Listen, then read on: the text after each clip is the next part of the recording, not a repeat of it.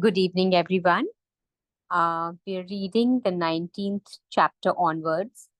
Um, so, an appeal that everybody likes. I was reared on the edge of the Jesse James country out in Missouri, and I visited the James farm at the Kearney, Missouri, where the son of Jesse James was then living. His wife told me stories of how Jesse robbed trains and held up banks and then gave money to the neighboring farmers to pay off their mortgages.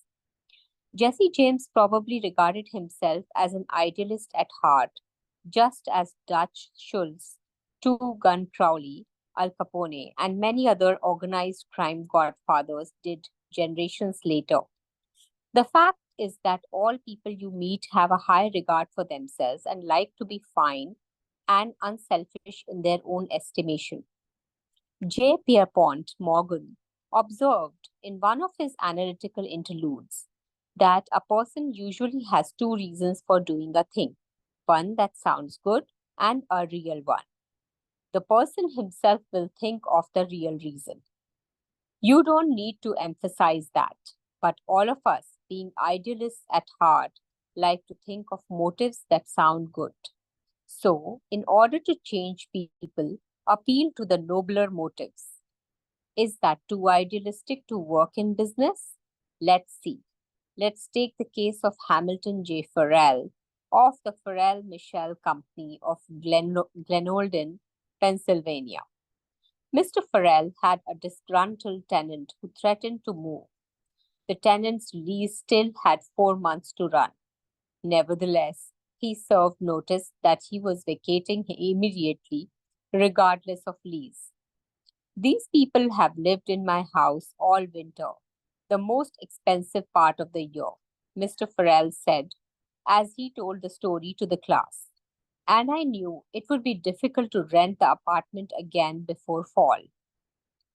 I could see all that rent income going over the hill, and believe me, I saw rent. Now, ordinarily, I would have waded into that tenant and advised him to read his lease again. I would have pointed out that if he moved, the full balance of his rent would fall due at once, and that I could and would move to collect. However, instead of flying off the handle and making a scene, I decided to try other tactics. So I started like this. Mr. Doe, I said, I have listened to your story and I still don't believe you intend to move. Years in the renting business have taught me something about human nature, and I sized you up in the first place as being a man of your word. In fact, I'm so sure of it that I'm willing to take a gamble. Now, here's my proposition. Lay your decision on the table for a few days and think it over. If you come back to me between now and the first of the month, when your rent is due, and tell me you still intend to move, I give you my word, I will accept your decision as final. I will privilege you to move and admit to myself I've been wrong in my judgment. But I still believe you're a man of your word, and will live up to your contract. For after all, we are either men or monkeys, and the choice usually lies with ourselves. Well, when the new month came around, this gentleman came to see me and paid his rent in person. He and his wife had talked it over, he said, and decided to stay. They had concluded that the only honorable thing to do was to live up to their lease. When the late Lord Northcliffe found a newspaper using a picture of him, which he didn't want published, he wrote the editor a letter. But did he say, please do not publish that picture of me anymore? I don't like it? No. He appealed to a nobler motive. He appealed to the respect and love that all of us have for motherhood. He wrote, please do not publish that picture of me anymore. My mother doesn't like it. When John D. Rockefeller Jr. wished to stop newspaper photographs from snapping pictures of his children, he too appealed to the nobler motives. He didn't say, I don't want their pictures published. No, he appealed to the desire deep in all of us to refrain from harming children. He said, you know how it is, boys. You've got children yourselves, some of you. And it's not good for youngsters to get too much publicity. When Cyrus H.K. Curtis, the poor boy from Maine, was starting on his meteoric career, which was destined to make him millions as owners of the Saturday Evening Post and the Ladies' Home Journal, he couldn't afford to pay his contributors the prices that other magazines paid. He couldn't afford to hire first-class authors to write for money alone. So he appealed to their nobler motives. For example, he persuaded even Louisa May Alcott, the immortal author of Little Women, to write for him when she was at the flood tide of her fame. And he did it by offering to send a check for $100 not to her, but to her favorite charity. Right here, the skeptic may say, oh, that stuff is all right for Northcliffe and Rockefeller, or a sentimental novelist. But I'd like to see you make it work for the tough babies I have to collect bills from. You may be right. Nothing will work in all cases, and nothing will work with all people. If you are satisfied with the results you are now getting, why change? If you are not satisfied, why not experiment? At any rate, I think you will enjoy reading this true story told by James L. Thomas, a former student of mine. 6 customers of a certain automobile company refused to pay their bills for servicing. None of the customers protested the entire bill, but each claimed that someone charge was wrong. In each case, the customer had signed for the work done, so the company knew it was right and said so. That was the first mistake. Here are the steps the men in the credit department took to collect these overdue bills. Do you suppose they succeeded? 1. They called on each customer and told him bluntly that they had come to collect a bill that was long past due. 2. They made it very plain that the company was absolutely and unconditionally right. Therefore, he, the customer, was absolutely and unconditionally wrong. 3. They intimated that they, the company, knew more about our automobiles than he could ever hope to know. So what was the argument about? 4. Result, they argued. Did any of these methods reconcile the customer and settle the account? You can answer that one yourself. At this stage of affairs, the credit manager was about to open fire with a battery of legal talent, when fortunately the matter came to the attention of the general manager. The manager investigated these defaulting clients and discovered that they all had the reputation of paying their bills promptly. Something was wrong here. Something was drastically wrong about the method of collection. So he called in James L. Thomas and told him to collect these uncollectible accounts. Here, in his words, are the steps Mr. Thomas took. 1. My visit to each customer was likewise to collect a bill long past due, a bill that we knew was absolutely right. But I didn't say a word about that. I explained I had called to find out what it was the company had done or failed to do. 2. I made it clear that until I had heard the customer's story, I had no opinion to offer. I told him the company made no claims to being infallible. 3. I told him I was interested only in his car and that he knew more about his car than anyone else in the world, that he was the authority on the subject. 4. I let him talk, and I listened to him with all the interest and sympathy that he wanted and had expected. 5. Finally, when the customer was in a reasonable mood, I put the whole thing up to his sense of fair play. I appealed to the nobler motives. First, I said, I want you to know I also feel this matter has been badly mishandled. You've been inconvenienced and annoyed and irritated by one of our representatives. That should have never happened. I'm sorry, and as a representative of the company, I apologize. As I sat there and listened to your side of the story, I could not help being impressed by your fairness and patience.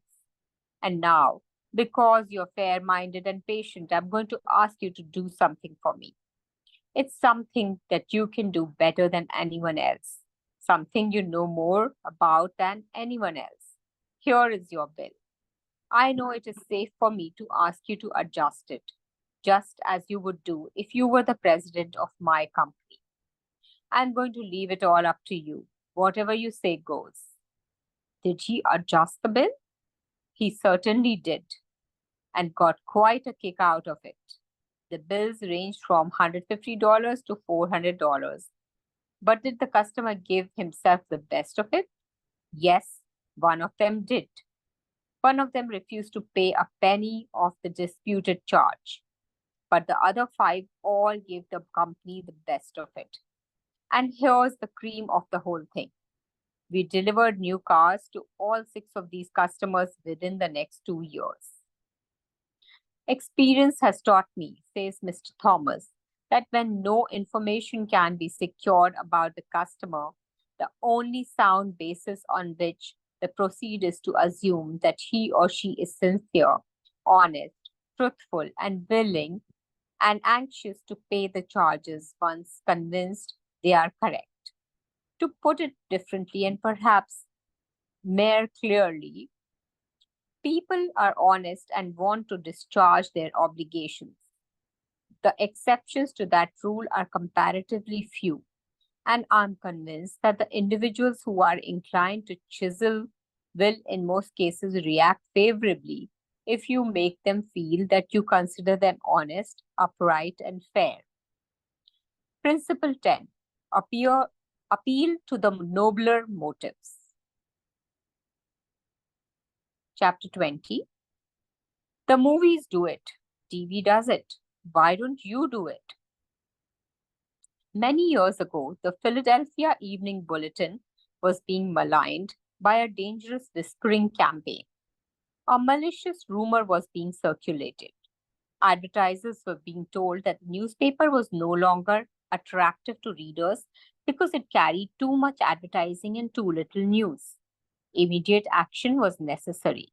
The gossip had to be squelched. But how? This is the way it was done. The bulletin clipped from its regular edition all reading matter of all kinds on one average day, classified it, and published it as a book. The book was called One Day. It contained 307 pages, as many as a hardcover book. Yet, the bulletin had printed all this news and feature material on one day and sold it not for several dollars, but for a few cents. The printing of that book dramatized the fact that Bulletin carried an enormous amount of interesting reading matter.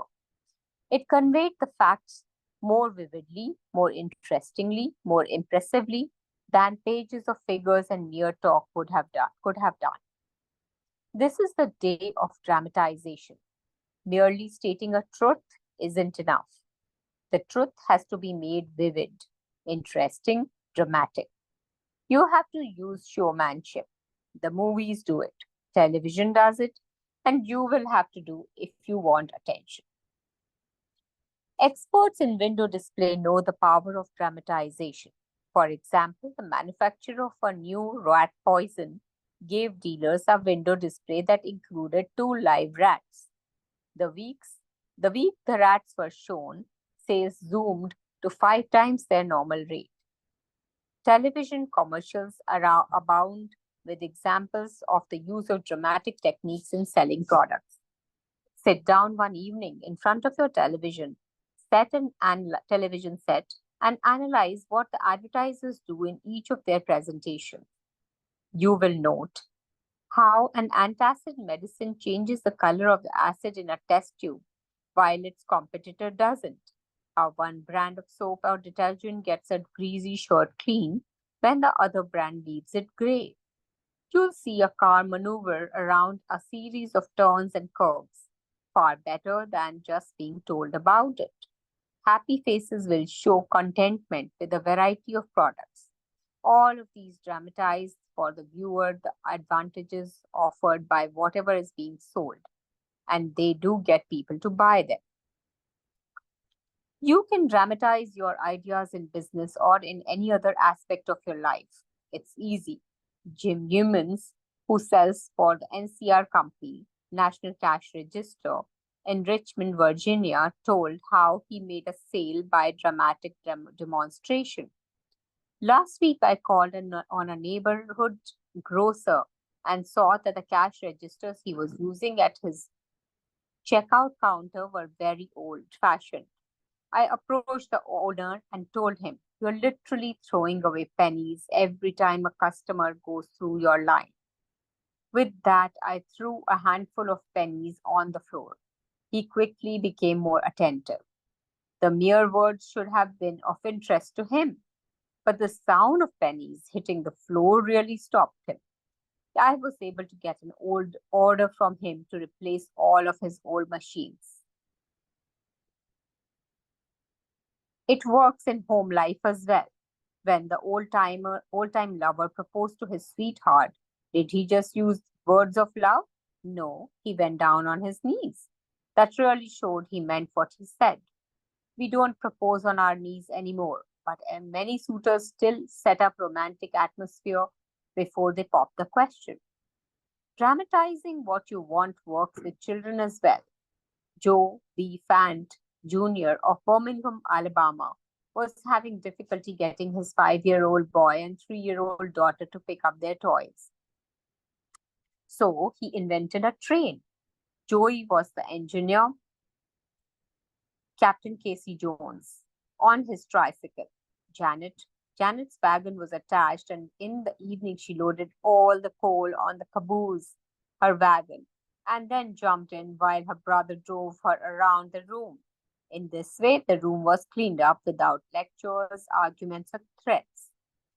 Mary Catherine Wolfe of Mishawaka, Indiana, was having some problems at work and decided that she had to discuss them with the boss. On Monday morning, she requested an appointment with him, but was told he was very busy and she should arrange with his secretary for an appointment later in the week. The secretary indicated that his schedule was very tight, but she would try to fit her in. Miss Wolfe described what happened. I did not get a reply from her all week long. Whenever I questioned her, she would give me a reason why the boss could not see me. Friday morning came and I had heard nothing definite. I really wanted to see him and discuss my problems before the weekend. So I asked myself how I could get him to see me. What I finally did was this: I wrote him a formal letter. I indicated in the letter that I fully understood how extremely busy he was all week, but it was important that I speak with him. I enclosed a form letter and a self addressed envelope and asked him to please fill it out or ask his secretary to do it and return it to me. The form letter read as follows: Miss Wolfe, I will be able to see you on dash at dash am pm.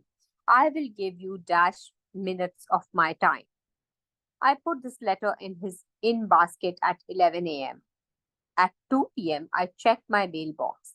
There was my self-addressed envelope.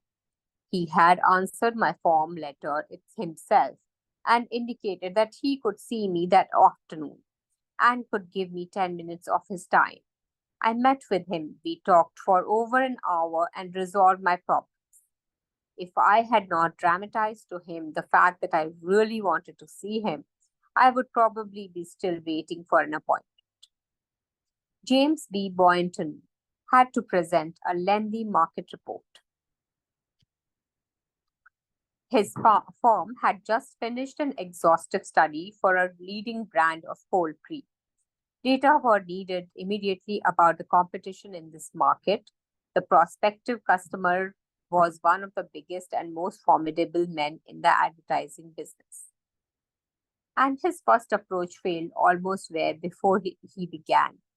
The first time I went in, Mr. Boynton explained, I found myself sidetracked into the futile discussion of the methods used in the investigation. He argued and I argued. He told me I was wrong and I tried to prove that I was right. I finally won my point to my own satisfaction, but my time was up. The interview was over and I still hadn't produced results. The second time, I didn't bother with tabulations of figures and data. I went to see this man. I dramatized my facts. As I entered his office, he was busy on the telephone.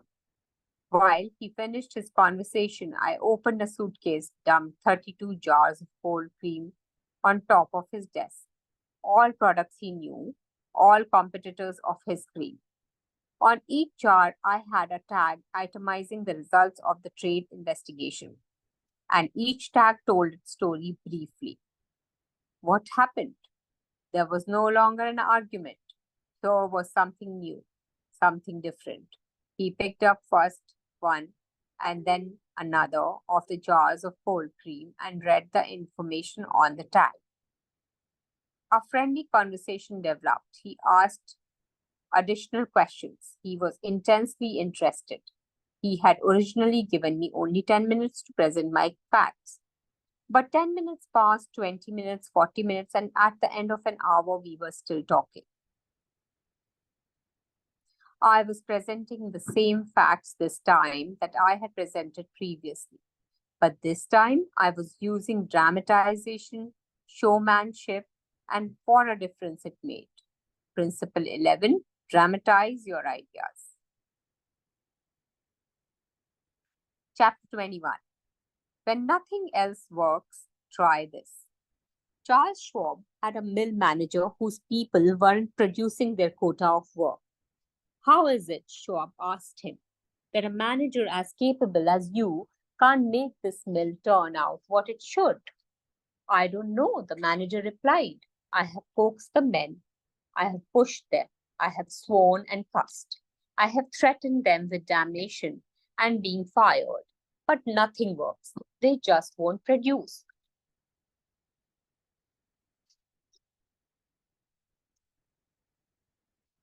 This conversation took place at the end of the day, just before the night shift came on. Schwab asked the manager for a piece of chalk. Then, turning to the nearest man, asked, how many heats did your shift make today? 6. Without another word, Schwab chalked a big figure 6 on the floor and walked away. When the night shift came in, they saw 6 and asked what it meant. The big boss was in here today, the day people said.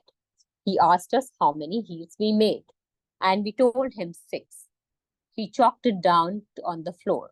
The next morning, Schwab walked through the mill again. The night shift had rubbed out 6 and replaced it with a big 7.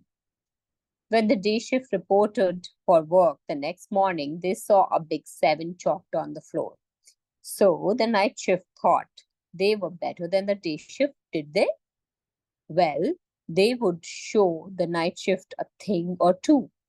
The crew pitched in with enthusiasm, and when they quit that night, they left behind them an enormous swaggering 10. Things were stepping up. Shortly, this mill, which had been lagging way behind in production, was turning out more work than any other mill in the plant. The principle, let Charles Schwab say it in his own words. The way to get things done, says Schwab, is to stimulate competition. I do not mean in a sordid money-getting way, but in the desire to excel. The desire to excel, the challenge, throwing down the gauntlet, an infallible way of appealing to people of spirit. Without a challenge, Theodore Roosevelt would never have been the President of the United States. The Rough Rider just came back from Cuba, was picked for governor of New York State. The opposition discovered he was no longer a legal resident of the state, and Roosevelt, frightened, wished to withdraw. When Thomas Collier Platt, then U.S. Senator from New York, threw down the challenge, turning suddenly on Theodore Roosevelt, he cried in a ringing voice, "Is the hero of San Juan Hill a coward?" Roosevelt stayed in the fight, and the rest is history. A challenge not only changed his life, it had a real effect upon the future of his nation. All men have fears, but the brave put down their fears and go forward, sometimes to death, but always to victory, was the motto of the king's guard in ancient Greece. What greater challenge can be offered than the opportunity to overcome those fears? When Al Smith was governor of New York, he was up against it. Sing Sing, at the time the most notorious penitentiary west of Devil's Island, was without a warden. Scandals had been sweeping through the pristine walls, scandals and ugly rumors. Smith needed a strong man to rule Sing Sing, an iron man. But who? He sent for Louis E. Laws of New Hampton. "How about going up to take charge of Sing Sing?" he said jovially when Laws stood before him. "They need a man up there with experience." Laws was flabbergasted. He knew the dangers of Sing Sing. It was a political appointment, subject to the vagaries of political whims. Wardens had come and gone. One had lasted only 3 weeks. He had a career to consider. Was it worth the risk? Then Smith, who saw his hesitation, leaned back on his chair and smiled. "Young fellow," he said, "I don't blame you for being scared. It's a tough spot. It'll take a big person to go up there and stay." So, Smith was throwing down a challenge, was he? Laws liked the idea of attempting a job that called for someone big. So he went, and he stayed. He stayed to become the most famous warden of his time. His book, 20,000 Years in Sing Sing, sold into hundreds of thousands of copies. His broadcast on the air and his stories of prison life have inspired dozens of movies. His humanizing of criminals wrought miracles in the way of prison reform. "I have never found," said Harvey S. Firestone, founder of the great Firestone Tire and Rubber Company, "that pay and pay alone would either bring together or hold good people. I think it was the game itself." Frederick Herzberg, one of the great behavioral scientists, conquered. He studied in depth the work attitudes of thousands of people, ranging from factory workers to senior executives. What do you think he found to be the most motivating factor, the one facet of the jobs that was most stimulating? Money? Good working conditions? Fringe benefits? No, not any of those. The one major factor that motivated people was the work itself. If the work was exciting and interesting, the worker looked forward to doing it and was motivated to do a good job. That is what every successful person loves: the game, the chance for self expression, the chance to prove his or her worth, to excel, to win. That is what makes foot races and hawk calling and pie eating contests. The desire to excel, the desire for a feeling of importance. Principle 12: throw down a challenge. In a nutshell, how to win people to your way of thinking. Principle 1: the only way to get the best of an argument is to avoid it. Principle 2: show respect for other person's opinions. Never say you are wrong. Principle 3: if you are wrong, admit it quickly and emphatically. Principle 4: Begin in a friendly way. Principle 5. Get the other person saying yes, yes immediately. Principle 6. Let the other person do a great deal of the talking. Principle 7. Let the other person feel that the idea is his or hers. Principle 8. Try honestly to see things from the other person's point of view. Principle 9. Be sympathetic with the other person's ideas and desires. Principle 10. Appeal to the nobler motives. Principle 11.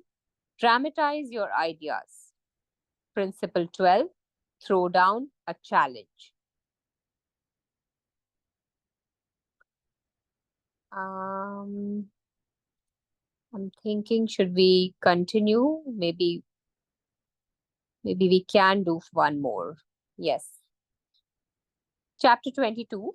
If you must find fault, this is the way to begin. A friend of mine was a guest at the White House for a weekend during the administration of Calvin Coolidge. Drifting into the president's private office, he heard Coolidge say to one of his secretaries, "That's a pretty dress you're wearing this morning, and you are a very attractive young woman." That was probably the most effusive praise Silent Cal had ever bestowed upon a secretary in his life. It was so unusual, so unexpected that the secretary blushed in confusion. Then Coolidge said, "Now don't get stuck up. I just said that to make you feel good. From now on, I wish you would be a little bit more careful with your punctuation." His method was probably a bit obvious, but the psychology was superb. It is always easier to listen to unpleasant things after we have heard some praise of our good points. A barber laths a man before he shaves him, and that is precisely what McKinley did back in 1896 when he was running for president. One of the prominent Republicans of that day had written a campaign speech that he felt was just a trifle better than the Cicero and Patrick Henry and Daniel Webster all rolled into one. With great glee, this chap read his immortal speech aloud to McKinley. The speech had its fine points, but it just wouldn't do. It would have raised a tornado of criticism. McKinley didn't want to hurt the man's feelings. He must not kill the man's splendid enthusiasm, and yet he had to say no. Note how adroitly he did it. "My friend, that is a splendid speech, a magnificent speech," McKinley said. "Not one could have prepared a better one.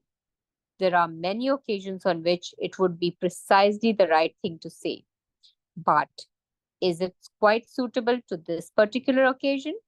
Sound and sober as it is from your standpoint, I must consider its effect from the party's standpoint. Now you go home and write a speech along the lines I indicate and send me a copy of it." He did just that. McKinley's blue penciled and McKinley blue penciled and helped him rewrite his second speech. He became one of the effective speakers of the campaign. Here is the second most famous letter that Abraham Lincoln ever wrote. His most famous one was written to Mrs. Bixby, expressing his sorrow for the death of the 5 sons she had lost in a battle. Lincoln probably dashed this letter off in 5 minutes. Yet it sold at public auction in 1926 for $12,000. And that, by the way, was more money than Lincoln was able to save during half a century of hard work. The letter was written to General Joseph Hooker on April 26, 1863, during the darkest period of the Civil War. For 18 months, Lincoln's generals had been leading the Union Army from one tragic defeat to another. Nothing but futile, stupid human butchery. The nation was appalled. Thousands of soldiers had deserted from the army, and then the Republican members of the Senate had revolted and wanted to force Lincoln out of the White House. We are now on the brink of destruction, Lincoln said. It appears to me that even the Almighty is against us. I can hardly see a ray of hope. Such was the black sorrow and chaos out of which this letter came. I'm printing the letter here because it shows how Lincoln tried to change obstru- obstreperous general when the very fate of the nation could have depended upon the general's action. This is perhaps the sharpest letter Abe Lincoln wrote after he became president. Yet you will note that he praised General Hooker before he spoke of his grave faults. Yes, they were grave faults, but Lincoln didn't call them that. Lincoln was more conservative, more diplomatic. Lincoln wrote, "There are some things in regard to which I am not quite satisfied with you. Talk about tact and diplomacy." Here is the letter addressed to General Hooker. "I have placed you at the head of the Army of the Potomac. Of course, I have done this upon what appears to me to be sufficient reasons. And yet, I think it's best for you to know that there are some things in regard to which I am not quite satisfied with you. I believe you to be brave and skillful soldier, which of course I like. I also believe you do not mix politics with your profession, in which you are right. You have confidence in yourself, which is a valuable, if not an indispensable quality. You are ambitious, which within reasonable bounds does good rather than harm. But I think during General Burnside's command of the army, you have taken counsel of your ambition and thwarted him as much as you could, in which you did a great wrong to the country and to a most meritorious and honorable brother officer. I have heard in such a way as to believe it of your recently saying that both the army and the government needed a dictator. Of course, it was not for this, but in spite of it that have given you command. Only those generals who gain successes can set up dictators. What I now ask of you is military success, and I will risk the dictatorship.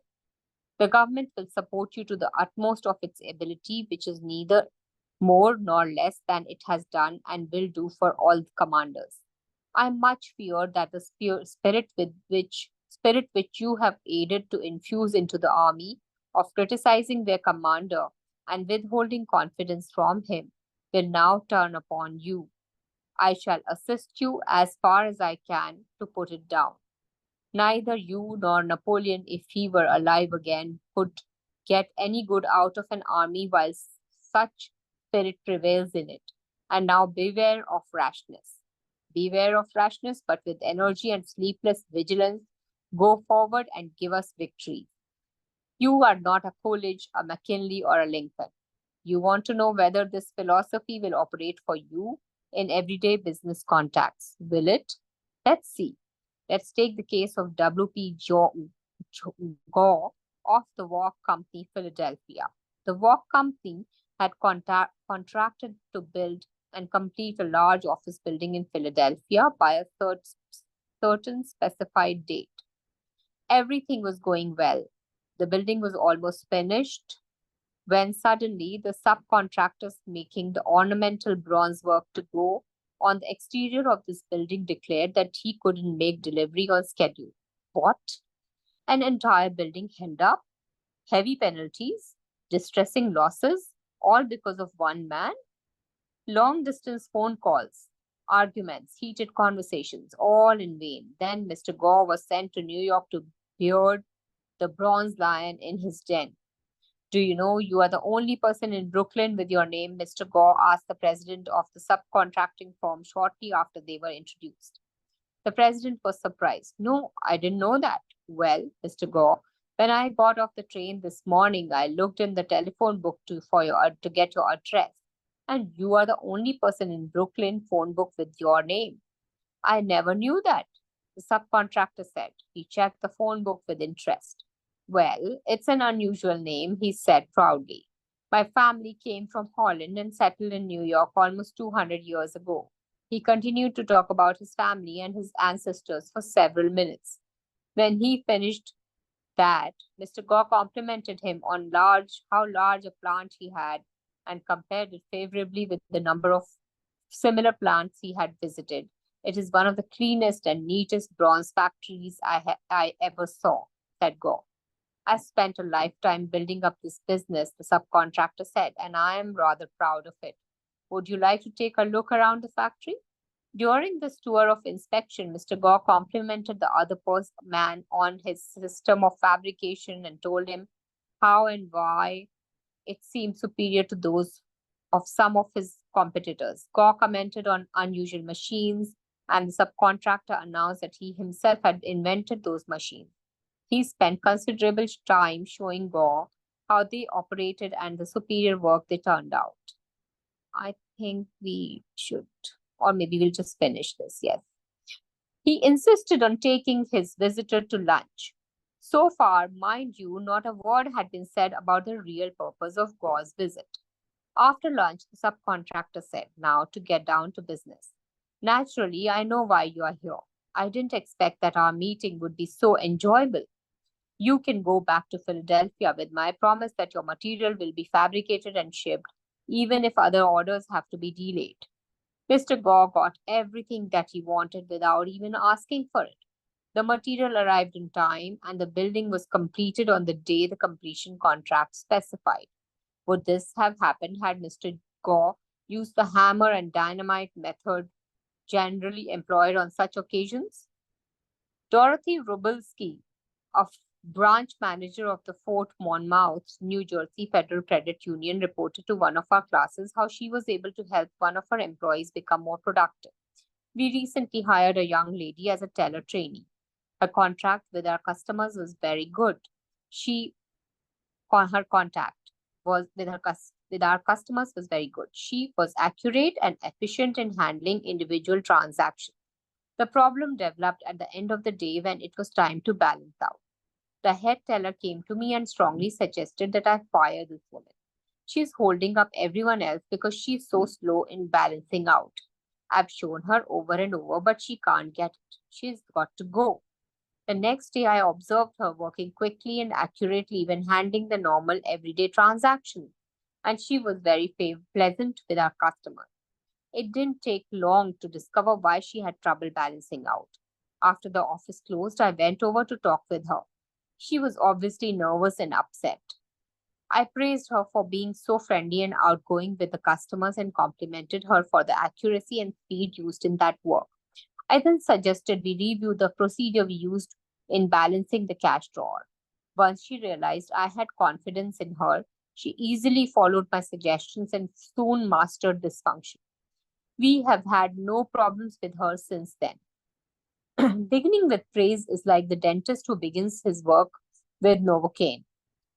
The patient still gets a drilling, but the Novocaine is pain killing. Our leader will use Principle 1, begin with praise and honest appreciation. We will stop here for the day.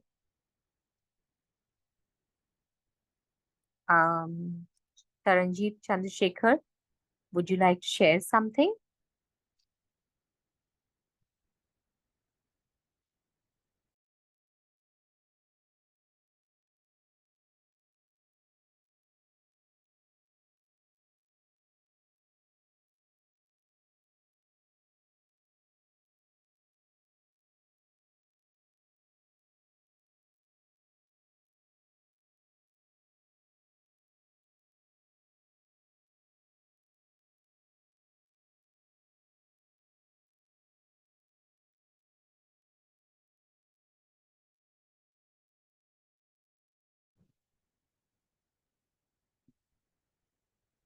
Hello. Hello. Yes. The dramatization part, what we read today, that is Yes. really very effective in any field. I will talk about the teaching field. Like many a times when you tell the children to do something, but they don't. And when you dramatize it for them, it becomes easier for them to understand without getting threatened or without the fear. They also like to do it. Like, for example, there was one very difficult lesson of history, which I had been trying since so long for the children to learn. But the terms were so difficult that they were not able to learn it. And I was just thinking, what should I do? And we had a small drama in the class in which the children carried the placards and then read from it. And then they became so interested that later on they made a small video clip out of it. And that video clip was being played again and again in the class, and the children mastered it. So that was really very good. Dramatization is always very good to put your ideas forth. It is easier way of understanding. And throwing a challenge also, if you're challenged for something, definitely you try to put in your best foot forward. But the challenge should not be too very difficult so that you can't overcome it. Otherwise, challenge is so always something that people love to do it. Wow, wonderful sharing, Thank Ranjit. you. Really nice to hear with your personal experience on dramatization and this challenge. It's really wonderful.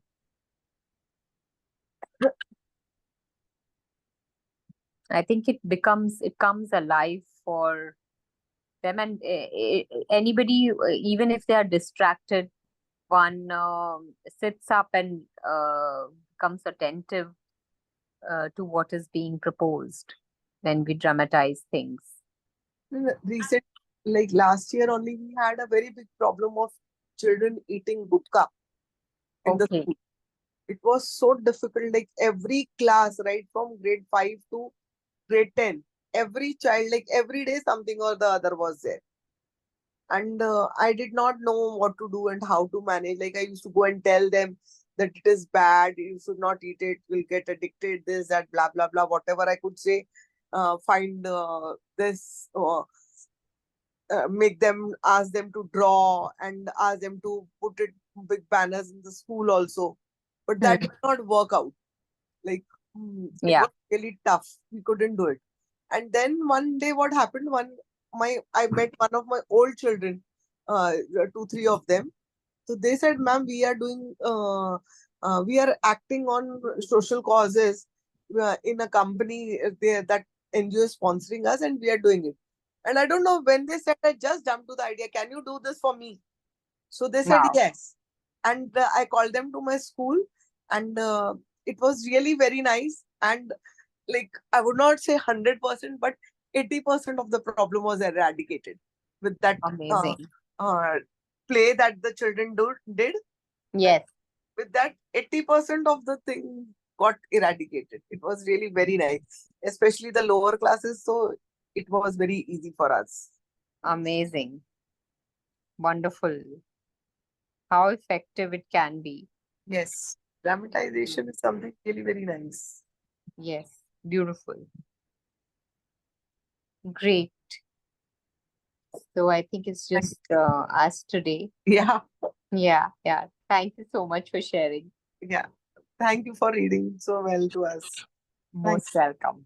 We'll see you tomorrow. Yes. Yeah. Good night. Yeah. Good night. Thank you, Sandhya. Thank you, Bye. Sandhya. Yeah. Good night.